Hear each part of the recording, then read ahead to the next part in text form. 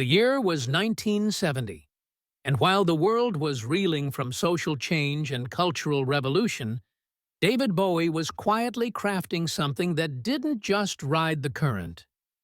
It defied it.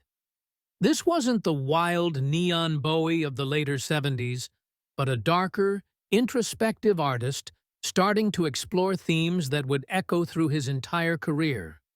He'd soon be labeled everything from a rock star to a cultural icon.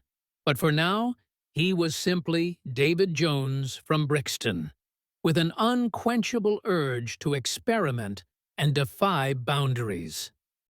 In the eerie ambiance of London's Trident Studios, Bowie had begun to shed the folk sound of his earlier work, favoring heavier guitars and haunting melodies. This sound would come to shape the dark allure of the man who sold the world. To many, this album was Bowie's official leap into rock, thanks largely to guitarist Mick Ronson, whose powerfully gritty riffs were as much the backbone of this album as Bowie's own haunting vocals.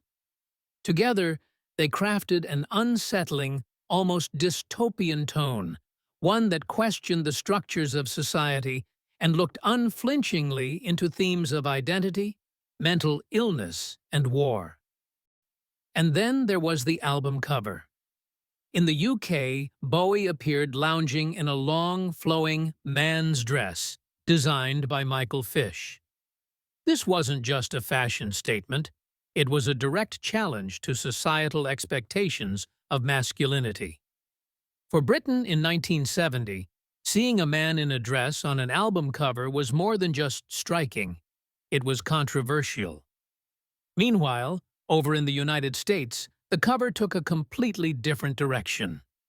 There, Bowie's image was replaced with a surreal, cartoonish illustration of a gun-toting cowboy and a Frankenstein-like creature.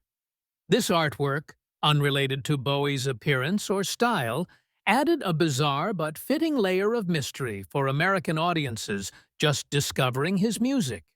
This album arrived during a particularly intense era.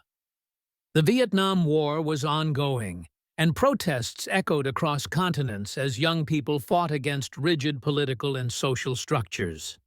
Bowie, an artist who had always felt somewhat out of place in the status quo, found himself perfectly positioned to channel these shifting sentiments.